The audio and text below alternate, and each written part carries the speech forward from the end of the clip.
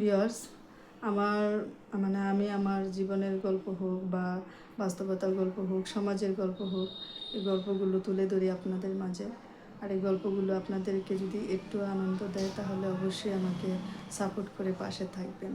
আর আমার গল্পগুলো সবসময় চেষ্টা করি বাস্তবতার প্রেক্ষিতে বলার জন্য, কারণ এখানে আমি মন গড়া কোনো কিছু নিজের থেকে সাজিয়ে কিছুই বলার আমার ইচ্ছে নেই বা বলবো না। তো আজকে একটি বিষয় শেয়ার করব আপনাদের সাথে। আমি এর আগেও একটি কৃপণ ফ্যামিলির গল্প তুলে ধরেছিলাম। আজকে আরেকজন কৃপণ মহিলার গল্প তুলে ধরবো, যে মানুষ কতটা কৃপণ হতে পারে। আমার নিজের চোখে দেখেছি আমি। ওনার এক ছেলে লন্ডন প্রবাসী এবং আরেক ছেলে সেনাবাহিনীর কর্নেল, এবং 2 মেয়ে ভালো জায়গায় বিয়ে হয়েছে। তো আমি ওনাদের এখানে ভাড়া থেকেছি, ঢাকা উত্তরাতে সেটা। তো ওনাকে আমি নিজের চোখে না দেখলে আমি বুঝতাম না যে কতটা কৃপণ হতে পারে মানুষ। উনি এত সম্পদের মালিক, ওনার কোনো কিছুর অভাব নেই, তারপরও ওনার কৃপণতা দেখে মাঝে মধ্যে আমি এখনও অবাক হয়ে যাই, আসলে এতটা কৃপণ হওয়ার কি কোনো দরকার আছে? মানে হচ্ছে গিয়ে যে উনি যখন কুরবানি ঈদ আসছে, এটা বলি যে আমার আব্বাকে বলতেছে যে, আমার আব্বাকে, উনি মুরব্বী তো, আমার আব্বাকে নাম নিয়ে বলতেছে যে আমাকে হাফ কেজি মাংস এনে দিতে পারবা? তখন আমার আব্বা অনেক রাগ করছে যে আমার জীবনে আমি কোনোদিন হাফ কেজি মাংস কিনিনি, আপনার কীভাবে এটা আমাকে বলতে পারলেন যে হাফ কেজি মাংস কী করবেন আপনি? পরে বলে যে আমার কাজের মেয়েটার জন্য, আমি তো খাবো না, ঈদ আসছে, আমার কাজের মেয়েটার জন্য। ওনার তো মানে নিজের বান্দা কাজের মেয়ে, তো তাকে নাকি হাফ কেজি মাংস এনে দেওয়ার জন্য বলছিল। পরে আমার আব্বা নাকি বলছে যে হাফ কেজি মাংস আপনার এনে দেওয়া লাগবে না, আপনার কাজের মেয়ে যতদিন পারে আমার ঘরে ঈদে খাবে। মানে আমি কোনো দিনই এত কম মাংস করে কিনি না, এটা মুখের উপর ওনাকে বলছে। তো ব্যাপারটা দেখেন কত অবাক করা যায়। ওনার যদি বান্দা একটা কাজের লোক রাখার এবিলিটি হয়, তাহলে তাকে কেজি 2-3 কেজি মাংস তো কিনে এনে বড় মন করে খাওয়াতে পারতো, বা উনি নিজেও তো ঘরের ভিতরে মানে অহরহ মাংস পাক করে রাখতে পারতো, সেখান থেকে খেত। তো আসলে কতটা হিসাব করলে মানুষ এরকম হতে পারে, ওনাকে না দেখলে বুঝতাম না। আরেকটা মজার বিষয় হচ্ছে যে ওনার এলাকারই, বলে রাখি, ওনার এলাকা হচ্ছে ময়মনসিংহ। তো ওনার এলাকারই একটি ছেলে ভার্সিটিতে ভর্তি পরীক্ষা দেবে, তাকে এনেছে উনি। মানে এখানে থেকে সে এখানে তার হয়তো বা চেনা জানা সূত্র ধরে এসেছে যে এখানে থেকে সে ভার্সিটিতে ভর্তি পরীক্ষার জন্য কোচিং করবে। তো ওই ছেলেকে দিয়ে মাঝে মধ্যে এটা সেটা করায়। তো উনি বিদ্যুৎ বিল দেওয়াবে, ছেলেটা বিদ্যুৎ বিল দিয়ে আসলো।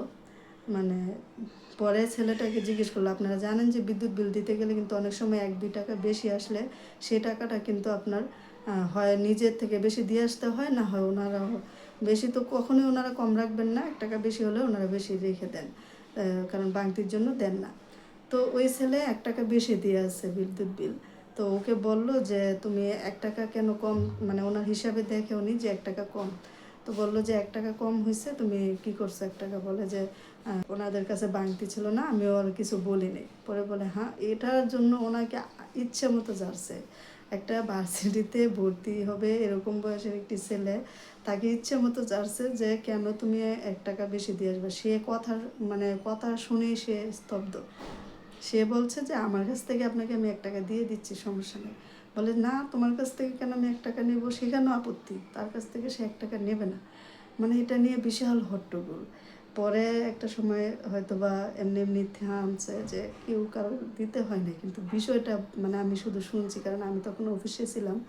আমি 2টা ব্যাপারে মানে সামনাসামনি ছিলাম না, আমি অফিসে ছিলাম, এবং আমি নিজে কাছের থেকে ওই ব্যক্তিকে দেখেছি যে আসলে উনি কতটা কৃপণ, অনেক কৃপণ। জীবনে এমন কৃপণ আমি আর দেখি নাই। উনি এ বাসায় থাকেন না, মাঝে মধ্যে শুধু আসেন যেখানে আমরা ছিলাম। তো উনি মেয়েদের বাসায় বেশি থাকেন, মেয়েরা বনানীতে থাকে। তো সেখান থেকে মাঝে মধ্যে আসেন। উনি দেখলাম যে একটা ন্যাকড়া, মানে এমনও ন্যাকড়া আছে মনে হয় 12 বছর ধরে পরে রয়েছে, সেই ন্যাকড়াটা তার কাজের লোককে দিয়ে এসে ধোয়ায়, তারপর ধোয়াইয়া আবার শুকায় আবার ওইটা এখানে রেখে যায়। মানে যেটা যেখানে আছে সেটা সেখানে রেখে যায়। এবং কি তার বাসার ফার্নিচার অনেক পুরান হয়েছে, এক জায়গায় স্তূপ করে ফেলে রাখছে, তারপর কাউকে দেয় না, ফেলেও দেয় না। তো ওনার মেয়ে পর্যন্ত ওনার সাথে রাগ করে, আমি দেখতাম গাড়ি নিয়ে যখন আসতো বাড়িতে ঢুকতো না, মানে ওনার মেয়ে গেটের থেকেই চলে যেত। বলতো যে আমি যাব না, তো উনি কাজ সেরে ওনার মেয়েকে নিয়ে পরে চলে যেত। ওনার মেয়ে না আসার একটাই কারণ, আমি বলছিলাম যে আপু আসেন ভিতরে বা এসে, পরে বলে যে না আসবো না, আম্মার সাথে রাগ হয়, কারণ আম্মা এই পুরান পুরান জিনিসগুলো কেন রাখে বাসার ভিতরে স্তূপ করে, একটা জিনিস ফালাবে না। এই জন্য আমার আম্মার সাথে আমাদের অনেক রাগ হয়, সেই রাগে আমরা যাব না, আমাদেরকে বললেন না। তো আসলে দেখেন যে মানুষ ব্যক্তিগতভাবে কতটা কৃপণ হলে মানুষ এরকম হতে পারে। ওনার কিপটামি আমার জীবনের সব কিপটামিকে মানে হার মানিয়েছে। এত কৃপণ মানুষ আমার লাইফে আমি দেখি নাই, হয়তো বা আর দেখবো কিনা সেটাও জানি না। যে ওনার কৃপণতা মানে ম্যাগাজিন বা বই আমি নিজের চোখে দেখেছি যে ম্যাগাজিন বই একটা পুরো আলমারি ভর্তি, দেখে যে ইঁদুরে কেটে ফেলছে। তো আমরা সচরাচর একটা বই যখন ইঁদুরে কেটে ফেলে সেটা কি করি, মানে ফেলে দেই বা বিক্রি করে দেই বা বইটা রেখে দেই এক জায়গায়। উনি সব বই নামিয়ে মানে উলুয়ে মাটি উঠাই রাখছে, তারপর অর্ধেক বই কেটে ফেলছে। সেই বই কাজের মেয়েকে দিয়ে উনি কাটালো, বেলের দিয়ে কাঁচি দিয়ে কাটালো, তারপরে এগুলো শুকালো, আবার রেখে দিল। উনি মানে এক কথায় কোনো কিছু ফেলবে না। তা আসলে ওনার আসলে মৃত্যু হবে কিনা জানি না, কারণ কোনো মানুষ যদি মৃত্যুর কথা ভাবে যে আমি মরেই তো যাবো একদিন, সে ব্যক্তি কখনো এরকম করবে না যে আমার জীবনে যেখানে সমাপ্ত হয়ে যাবে, আমার জীবনে যেখানে সমাপ্ত হয়ে যাবে সেখানে এইগুলোর কী মূল্য। তো সবশেষে বলবো যে আসলে সমাজে মানুষ আছে এরকম অনেক কৃপণ, তবে সব কিছুর ঊর্ধ্বে হচ্ছে নিজের জীবন, নিজের জীবন শখ।